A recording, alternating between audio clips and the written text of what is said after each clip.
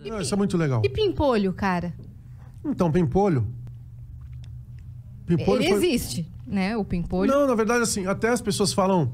Tem uma galera um pouquinho mais radical que às vezes manda uma mensagem pra mim dizendo que Pimpolho é uma música que fala de abuso, que tem, porque ela tá descendo e manda e sem parar. Porque fala, ela quer parar, ele não quer. Ela quer parar, ele não quer. Mas é... Não, mas isso, na verdade, quando eu fiz esse som, foi nos anos, foi em 94. A gente vivia numa outra época. E existia uma cultura da América Central, que era uma música pop que era estourado nos anos 90, que era o Raga, que era o Shabba Ranks, Pato Banton, uma galera que fazia um som nos anos 90 que eu gostava muito de house também. Uhum. Então, house dos anos 80 ou 90? 90. Eu conheci o Snap. O Snap foi em casa, o pessoal do Snap foi em casa, participou. CNC Music Factory também. Conheço eles. São meus amigos, assim. Olha que doideira, né? Olha que loucura, né? Amigo dos caras da cena eletrônica da música. Não, muito louco isso. Muito louco. Aí eu fiz esse som e falei, cara, vamos tentar... Porque existe uma conexão rítmica com a música da América Central, que é...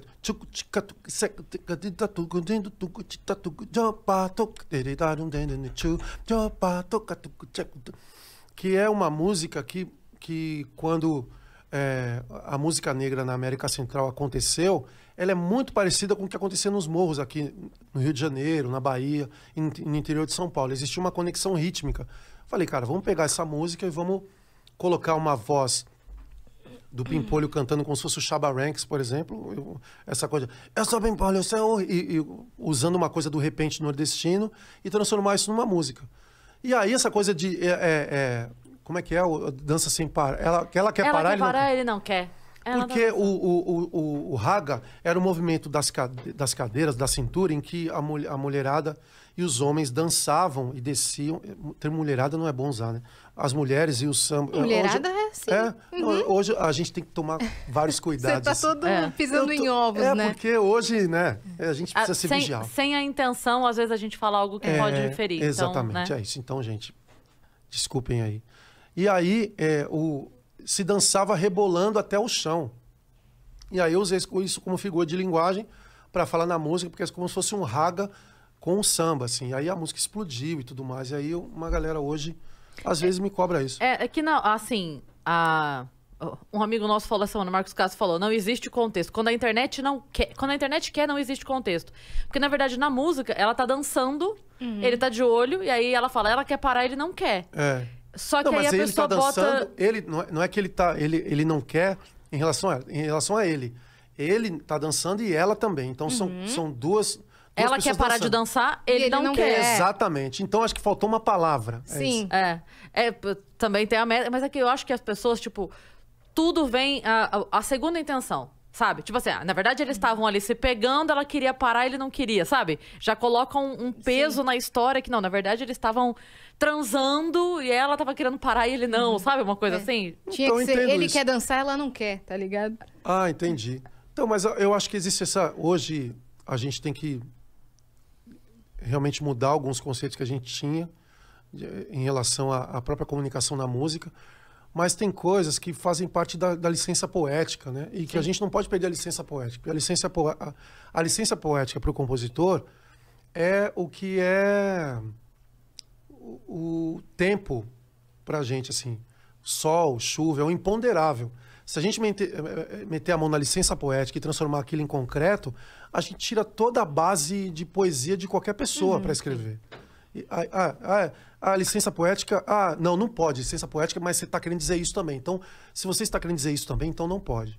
Sim. E aí você transformar o poético abstrato num poético concreto, você transforma todo um jeito de escrever de várias gerações, que você transforma tudo, né? Sim, você tem que explicar tudo na música, né? Exatamente. Aí não deixa nada pro imaginativo. Exatamente. Livre de interpretação. É isso. Entendi o que você quis dizer. E aí a gente confunde muito informação com conhecimento, né? Aí as pessoas pegam uma informação relacionada a comportamento humano em que elas podem colocar em várias coisas delas para elas poderem certificar isso é certo, isso não é errado. E elas transformam essa informação em conhecimento para dizer isso é certo, isso não é errado. Porque o conhecimento, elas acham que o conhecimento é maior do que a informação. Mas, na verdade, o que elas têm é informação, não é conhecimento. O conhecimento, ela é uma outra etapa do comportamento humano. A informação você pega e você interpreta. Mas muita gente pega e interpreta e aplica como se fosse o certo. E aí Nada muda melhor toda que uma ter o estrutura. criador do negócio sentado na nossa frente para explicar o Então, contexto. Que, na verdade, ela queria parar de dançar, ele não queria parar de dançar. Os dois estavam dançando. Pronto. E aí virou uma outra interpretação, assim. Mas assim, é muito pouco. Mas eu acho que se as pessoas que não se sentirem à vontade em relação à música, elas podem mudar para outra música, claro. Mas eu trampava como DJ de evento. Só tocar essa música, acabou, todo mundo dança, velho. Não tem um que não dança, não tem um que não dança na pista. Outro dia, sabe quem explicou? O Bochecha, ele tava explicando no Twitter que é aquela música que ele fala seus 12 aninhos permitem somente um olhar. E aí caíram matando em cima dele, porque como assim uma menina de 12 anos? Ele falou, gente, eu tinha 14 e ela tinha 12. Essa música, vocês estão entendendo que essa música tem 30 anos. Não é o Bochecha com 40 anos que fez essa música. Calma aí, eu também era um adolescente, né? Então, calma. Mas eu acho que a gente tem que falar, tem que trazer de novo essas questões, porque essas pessoas estão cobrando uma posição da gente em relação à nossa criação, a gente tem que dizer sim. Agora tem gente que realmente aumenta, exagera na interpretação e leva para um outro lugar, assim, né? E cancela a música. Aí cancela, mas aí eu respeito, assim, eu não sou um cara eu não gosto de estar certo, eu gosto de ser feliz, assim. Sabe que outro não dia gosto muito de impor os meus pensamentos, eu gosto de interpretar a minha vida e transformar a minha vida num objeto de troca. Sim. E se eu tô certo ou não, é uma outra coisa. Outro dia eu vi um comercial usando uma música extremamente conhecida e na hora que começou a letra eu fiz assim, hã? Ele, tipo assim, eles vão botar essa letra no comercial e aí quando chegou no refrão eles alteraram. E eu achei tão legal que é aquela do vale o que vier. Ah, eu vi também. Aí, também Só vale dançar homem com homem. Eu também fiquei preocupada e nesse mulher momento. como... Aí eu falei, cara, eles deram um jeito. Eles deram um jeito, eles botaram a música e ainda continua a palavra homem e mulher ali. Eles só mudaram o também vale. Também vale. Ah, eu achei incrível. Eu também achei legal. Caramba, que lindo que eles fizeram. Eu também acho legal, porque a gente tem que se adaptar ao mundo, não o mundo a gente. O artista vive numa bolha de que minha obra ela não pode ser mexida e tal. Não tem que ser mexida assim. A gente tem que se adaptar aos tempos, ao comportamento humano. E tem algumas coisas que fazem diferença, assim. Eu achei muito legal Ficou também. muito legal. E se tivesse que mudar alguma coisa da minha obra, de alguma coisa que alguém se sentisse sei lá, ofendido, alguma coisa, eu mudaria tranquilamente, assim. Essa veia musical de você e seu irmão tocarem veio do seu pai? Veio do meu pai. Meu pai era seresteiro, gravou o disco de 78 rotações, e minha mãe, numa boate, se apaixonou por ele e se casaram. E aí tiveram 3 filhos, aí ele virou alfaiate, ele nunca queria que eu fosse músico, nunca. Falou, não vai dar certo e tal. E aí, com o tempo, ele percebeu que era inevitável, porque eu só queria ser músico, assim. Eu tentei várias coisas, mas sempre voltava pra música. O que você tentou? Pô, eu fui funcionário do Estado um tempo, da Secretaria da Fazenda. Concursado? Concursado. Você tá brincando. Caramba! Mas aí, a minha chefe era muito fã do Royce do Cavaco. E aí... Paulinho, porque meu primeiro nome é Paulo. Paulinho, você é amigo do Royce do Cavaco? Eu sou amigo do Royce. Ai, que beleza. E muitas vezes eu faltava pra gravar o Canto da Razão, que era o primeiro disco, e ela me liberava porque eu era amigo do Royce do Cavaco. Grande Royce do Cavaco, valeu aí. O Royce salvou muito minha vida. Salvou muito minha vida. Eu falei, um dia eu vou levar a senhora pra conhecer o Royce. Ai, meu filho, não acredito.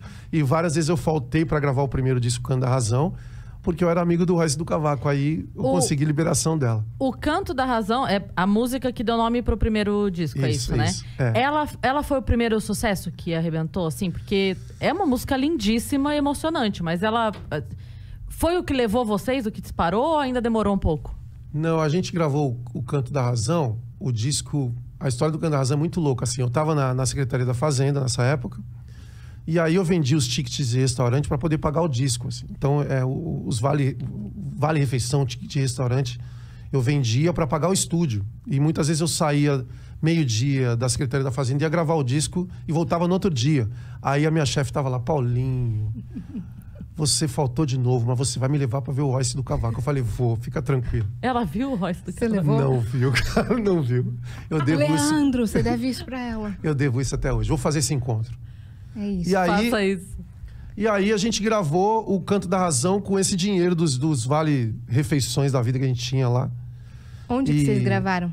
Gravamos num estúdio em que o cara... É um estúdio de publicidade que o cara falou assim, ó... Nunca gravei nenhum pagode aqui, mas eu gravei um agora que o cara disse que vai estourar, que é um tal de Raça Negra. Ah, Mentira!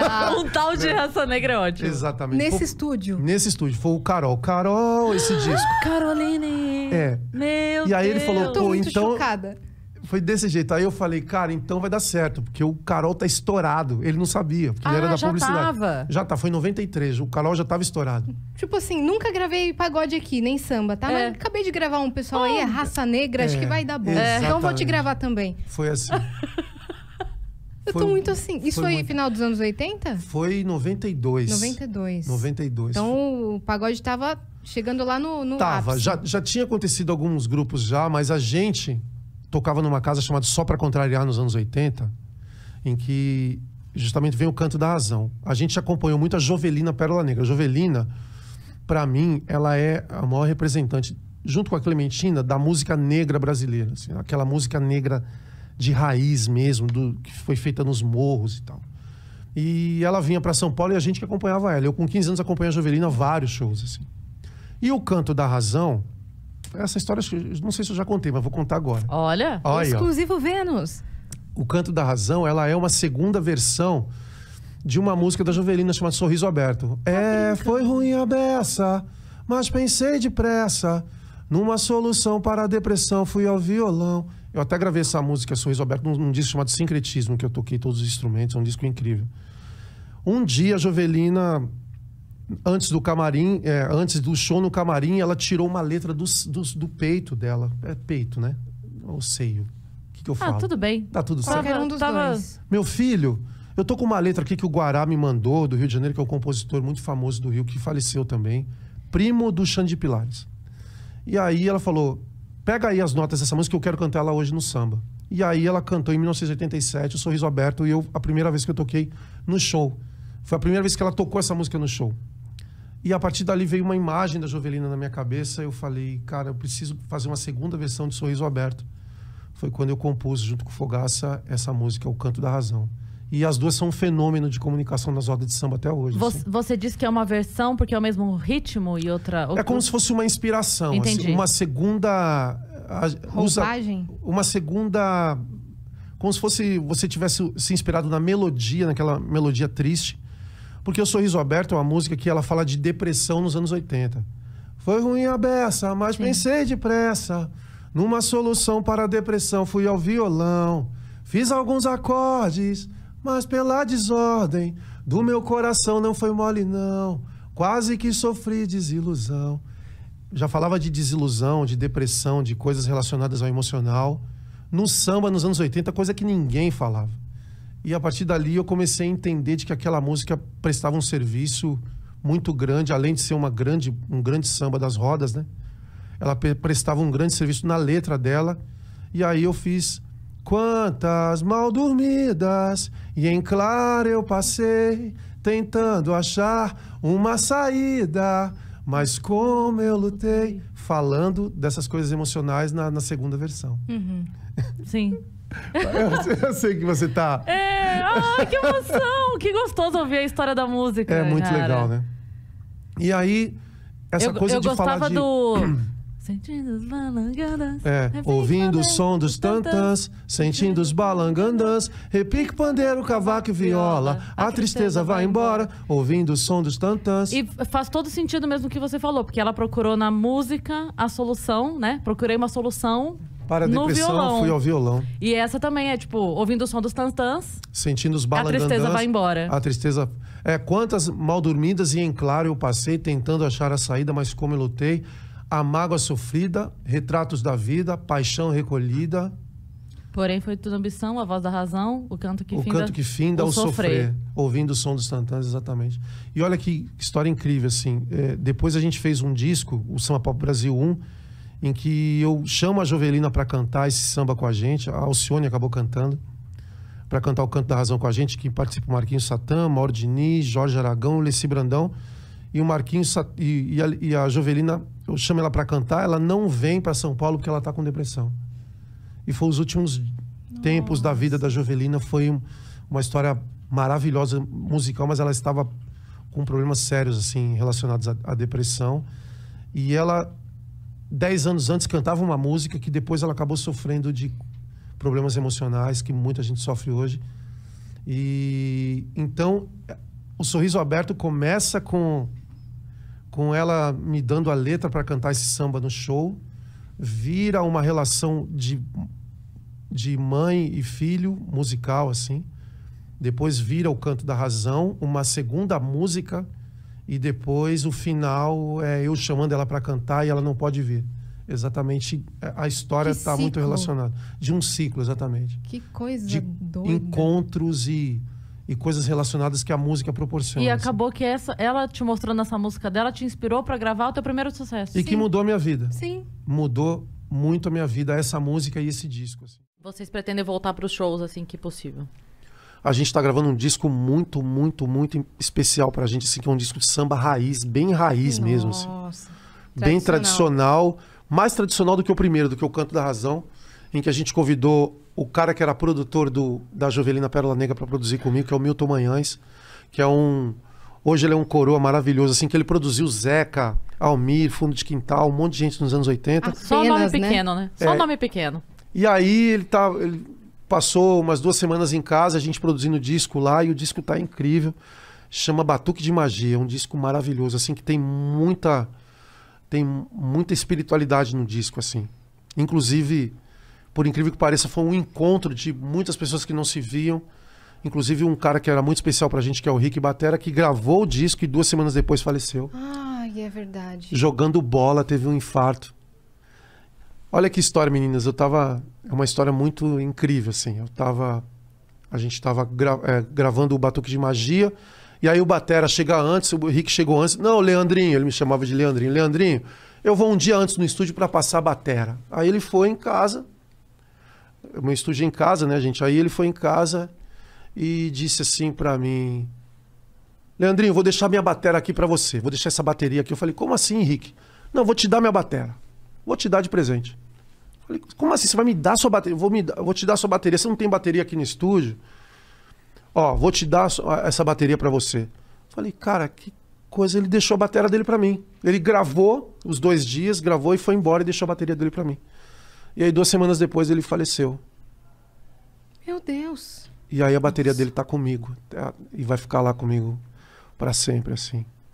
Não sei o que acontece, mas esses encontros são super especiais, super importantes. Sim. Porque eles determinam muitas coisas, assim, né? Que não estão no nosso controle. Por que ele quis me dar a bateria ali? Não sei se necessariamente ele sabia que aconteceria alguma coisa com ele. Mas ele mostrou ali o quanto que eu era importante para ele, o quanto que ele era importante para mim. E ele me deu a ferramenta de trabalho dele de presente, assim. E aí... Nada é por acaso, né? É. E aí, 2 semanas depois, ele jogando bola, ele teve um infarto fulminante no jogo e faleceu. E aí, todos os dias que eu tô indo lá no estúdio, eu vejo a bateria dele lá montada. Isso tá montada. Foi quando? Né? Vai fazer 1 mês que ele faleceu, né? Nossa, tá 2 meses. Recente pra caramba. 2 meses. E vocês estão gravando o álbum com a bateria? Tô gravando. Ele já gravou, a bateria dele tá lá, foi a última gravação dele. E ele tá lá registrado da melhor maneira possível, assim. Inclusive, o Canto da Razão, o primeiro disco que ele gravou também. Em 93. Ele chegou com a bateria, gravou. E ele sempre gravou Temporal, vários discos importantes da nossa carreira ele gravou. E o último disco que ele gravou, ele me deu a bateria dele. Posso fazer uma pergunta? Não sei se é muito indelicada, mas quando o artista morre, por exemplo, ele tem um trabalho que vai lançar e ele teria que receber, né, por esse trabalho, ou receber os direitos autorais. Para onde vai? Acho que a viúva, né? A viúva que no caso é a Alane, que é a viúva do Rick, que deve administrar as coisas dele. Entendi. Ele gravou muitas coisas, né? Várias gravações, ele tocou com o Belo. tocou com os Travessos, ele gravou muita coisa, é um dos bateristas mais importantes da história da música brasileira. Sim. Assim. Saiu em tudo quanto é lugar quando Saiu ele em tudo faleceu. quanto é lugar, até no Congresso Nacional, as pessoas falaram dele, assim. Foi muito especial, muito importante. E eu acho que os direitos autorais devem ajudar no orçamento da Claro, família. sim. Lógico. Espero que ajude, né? Não, Eu não queria me saber como abajura, foram os não. primeiros shows do Arte Popular. Muito louco. Por que muito louco? Nossa, peraí, gente. Vai lá, eu tá vou tranquilo. pegar um salgadinho. Vai. Vai. Leandrinho. Um Leandrinho. Aliás, o Leandrinho já comeu? Tá comendo? Quer mais? Quer mais? Quer refri? Tem certeza? Ele não tava muito Então tá certo bom. da resposta. É, né? ele titubeou. Ó, tá bom, hein? Vou... Você tá Fechou. certo disso? Posso perguntar? Os primeiros shows do Arte Popular foram... Como é que eu posso definir? Um caos. Um caos, porque a gente... Vocês não- É vocês muito bom isso. Vocês adoram o caos, né? O caos é muito bom, né? Mas é bom porque, assim, temos 3 artistas aqui, né? De ramos diferentes e atuações diferentes e tudo. Mas é muito legal porque a pessoa, ela Ela se vê... identifica. E assim, a pessoa vê muito bom e não sabe que foi uma merda até ficar muito bom. Não, e o né? caos, e aquele caos ajudou muito a gente a ser o que é hoje, né? Dá uma Totalmente. casca, né? Dá uma casca. Eu lembro que a gente gravava alguns programas de TV, dando o telefone do nosso empresário. E o nosso empresário trabalhava num banco. E aí ligavam no banco tal. Pode falar o banco? Vou falar Banco da Bahia, boa tarde. Banco da Bahia, mas eu liguei pro telefone do Arte Popular. Não, é aqui mesmo, pode ligar, pode falar que o show é com nós mesmo. Era assim. Tinha Aí jornada dupla ali. o cara pensava assim, mano, os caras são foda, eles têm Os um caras banco. têm um banco. Meu Deus do céu. Eu lembro que a gente chegava no show e a gente comprava uns papelões assim grandes para poder tampar o ônibus escrito escolar. Que a gente alugava o ônibus escolar. Oh, meu Deus. Pô, dá muita dó, não dá, gente? Dá muita dó. Era só Perrengues. manter a fonte usada, porque o ar já dava até pra aproveitar, né? Do arte popular. Mas aí colocava uma luz no papelão, aí era invisível, tava meio transparente, dá pra ver. Os caras chegaram de escolar, mano. Pô, o cara canta utopia e tal. Fala que eu tô fazendo escola, irmão. É isso, vocês tinham que mandar E a gente tampava. Aulas. aulas. cria. Aula, exatamente. A gente tampava o ônibus, o escolar, pra poder chegar nos shows, assim. E muitas vezes, quando a gente chegava, não, mas a gente tá com um papelão no ônibus, coloca o carro, não coloca na frente da casa, não, porque vai queimar o filme, né? E a gente chegava atrás, fazia o show, não tinha estrutura nenhuma, nada, absolutamente nada. Mas ali, a gente entendia que uma revolução musical estava acontecendo. A gente sabia, no fundo a gente sabia, que era uma desconstrução do samba, assim, que ele estava saindo daquele público mais adulto, mais conservador, e indo pro mainstream, né? E que nunca mais aconteceu. Nem o que está acontecendo hoje com os artistas novos de samba, de terem alguns artistas que têm muitas visualizações no Spotify, nem próximo aconteceu o que aconteceu com a gente ali, de ter 50 grupos de pagode tocando no rádio e vendendo como o sertanejo vendeu, vendendo como o forró vendia. E Nunca todos os aconteceu. canais de TV, pagode samba, pagode samba. Saía Não, um e entrava tava- outro, né? Sim. Tava de saco, ninguém aguentava mais ver a gente, assim. A gente fazia um monte de palhaçada, entre aspas, para poder chamar atenção, mas a gente entende de que só aquela maneira a gente poderia trazer uma comunicação que era acessível para todas as classes sociais. Então existia um propósito ali, não era nada de graça. Eu lembro quando a gente fez o Faustão, o Fausto, que é muito meu amigo, e o último programa dele da Globo a gente fez também agora. Agora ele vai ter um programa na Band, a gente vai lá. Quero ir lá em Faustão. Em breve. Quero ir lá. Acho que tá pra esse ano ainda, né? Tá Não pra é esse isso? ano. Novembro, eu acho. É um cara incrível, assim. Eu faltava na escola pra ir ver o Perdidos na Noite, assim, no Teatro Zácaro. Olha que loucura. É um E virou meu amigo, comunicador. um comunicador, um fenômeno. Fenômeno. E aí, eu lembro que a primeira vez que a gente foi no Faustão, a gente foi... Não foi a primeira vez. Acho que é a quarta ou quinta vez que a gente foi falando do movimento Black Power com a Gamamol. Que a gente foi de Black Power. E aí, a gente convidou o Tony Tornado. O Tony Tornado estava gravando novela e não pôde ir. Aí a gente levou o Nelson Triunfo, que é um cara fantástico, representante da cultura black de São Paulo, assim, o Nelson Triunfo, que foi abraçado pelo James Brown, assim, no show do James Brown do Palmeiras. Olha que Que loucura. Aí a gente fez o Faustão. Eu lembro da gente no camarim, assim, todo mundo de peruca. Eu falei, gente do céu, tomara que a gente esteja certo no que a gente esteja fazendo. Porque a gente não sabe o que vai acontecer. Porque não tinha rede social. Imagina todo mundo de peruca, com as roupas dos anos 70, falando do movimento Black Power. E as pessoas não poderiam entender aquilo como uma outra coisa. Se fosse hoje, vocês já estavam cancelados. Eu acho que a gente não faria por medo. Não faria por medo. Tipo, a gente teria medo do julgamento. E foi uma baita homenagem, né? Sim. Contando uma história bonita, todo mundo ali... Foi uma baita homenagem e foi uma revolução, porque a história do Agamamou, ó, até contando... Explica o que é. Então, Agamamou, eu fiz essa música na Argentina quando a gente tava gravando Chiquititas. Olha que tudo a ver, não tem nada a ver, né? Quê? A gente tá gravando Chiquititas com a Fernanda Souza na época. Sim, a primeira. É a primeira. Chiquititas do A Brasil. gente gravou uns três capítulos da Chiquititas, O que, que que era que a vocês amarelinha foram era a trilha sonora da Chiquititas. A gente gravou em Buenos Aires. E aí, antes de dormir, eu ouvi uma música do Jimmy Smith, que era um samba rock. Não sei se você conhece. Tem que conhecer. Vai conhecer. Não, é um samba rock do Jimmy Smith chamado I Got My Mojo. I Got My Mojo. Acho que, de repente, a gente pode tocar um pedacinho dela aí. Não sei se pode, por causa de direitos Pode. autorais. Lógico que pode. Pode. E eu falei, I Got My Mojo. Eu falei, cara, I Got My Mojo. Isso eu lembro que nos bailes de samba rock que a gente tocava, o pessoal sempre cantava essa música do Jimmy Smith. I got my mojo, I got my mo, I got my mo. Tá aí uma palavra legal pra fazer uma música. E aí eu compus I got my mo, love, love, Jojo. Não acredito. Inspirado no Jimmy Smith, no I got my mojo. E aí essa música, depois a gente convidou olha que coisa de encontro. A gente convidou o Tony Tornado, que fazia parte do movimento Black dos anos 70, fez até a BR3, ganhou o festival com a BR3, aí convidamos o Nelson Triunfo. A gente fez milhares de shows com a Agamamou. Vários setores da música brasileira cantavam. O Fernando Abreu cantava, o Jota Quest cantava, desde do grupo de pagode mais humilde no interior, assim, de algum lugar, cantava essa música.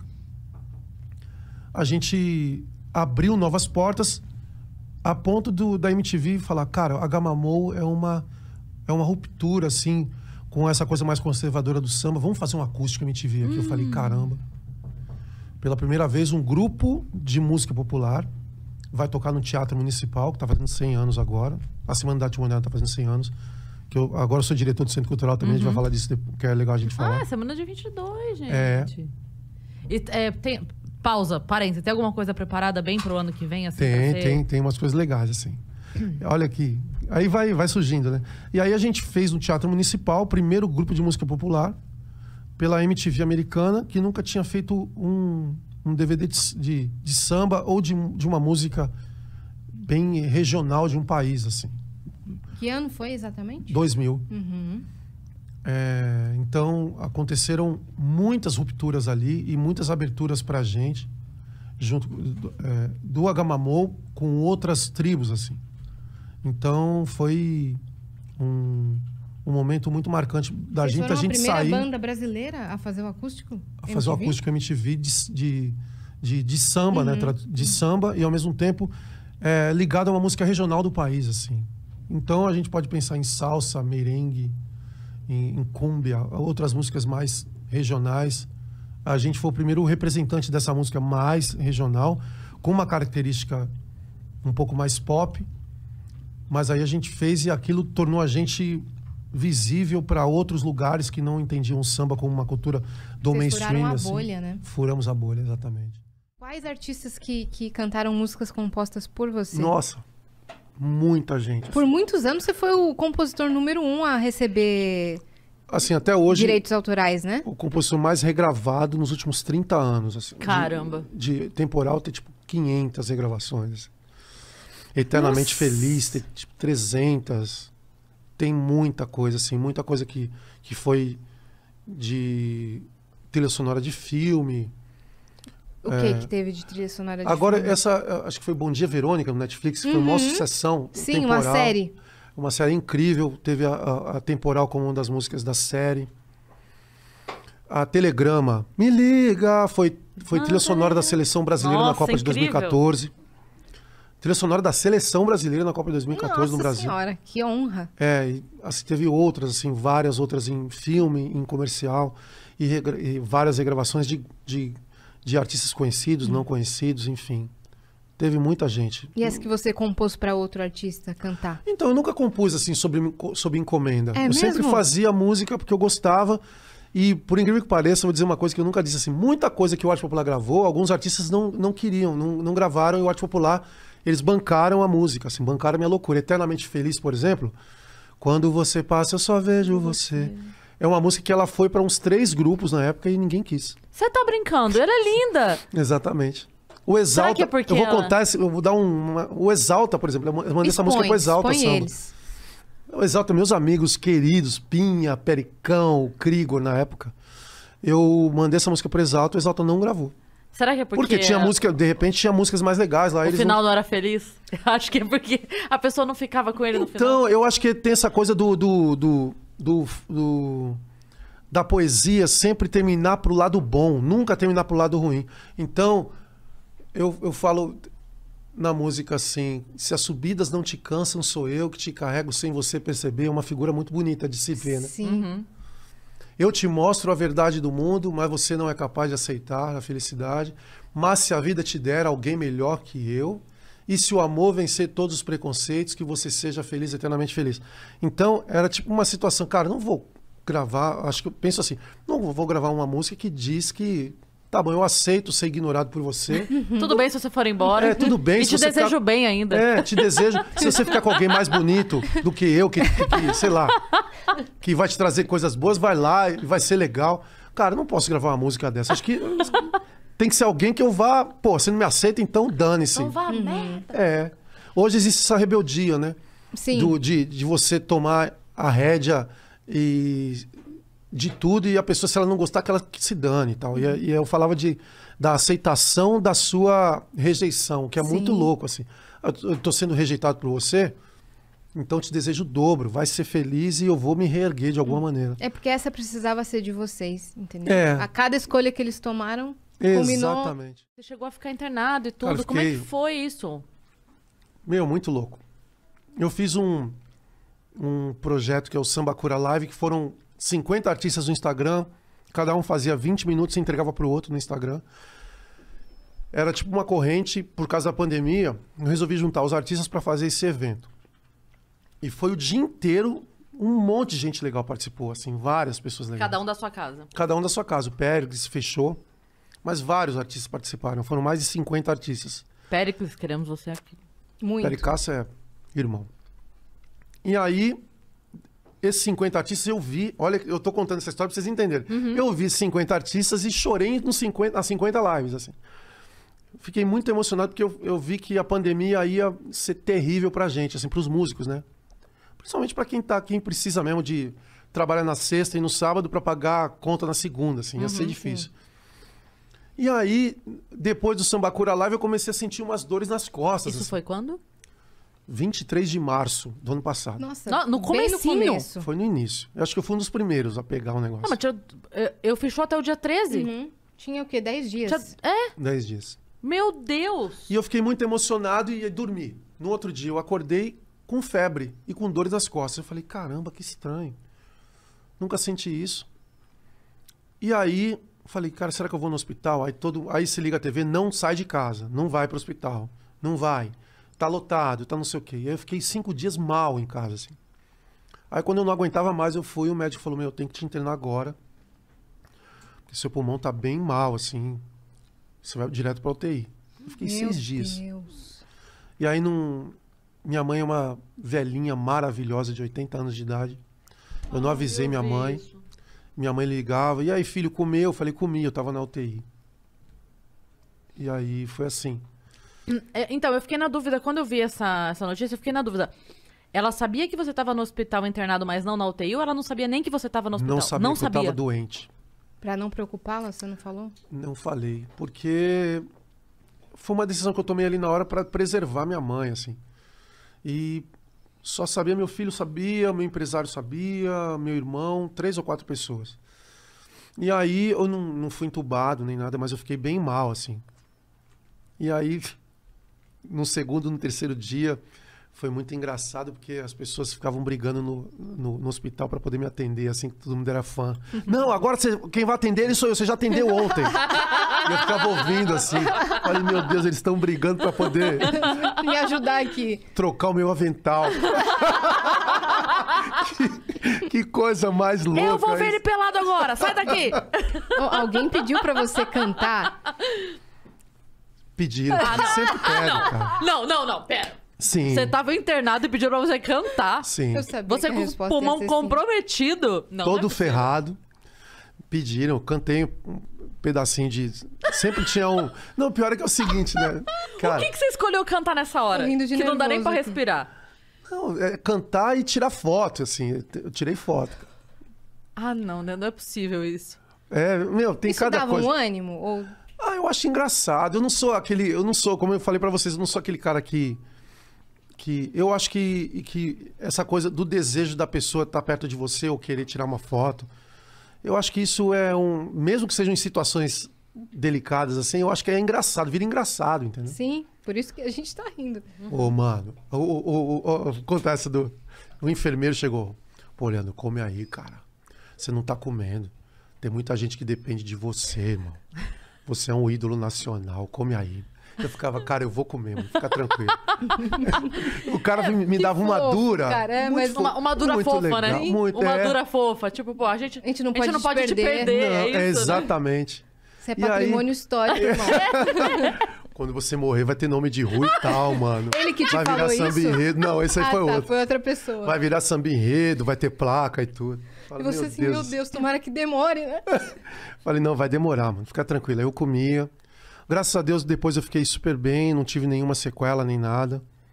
Mas aí eu fiquei esse tempo todo com medo também em casa, fazendo coisas, criando novas músicas do Batuque de Magia. O Batuque de Magia, que é esse disco que a gente tá gravando, tem metade do disco que é antes do Covid e outra metade pós-Covid. Então as músicas pós-Covid são mais profundas, em que eu falo de coisas que são mais ligadas ao emocional.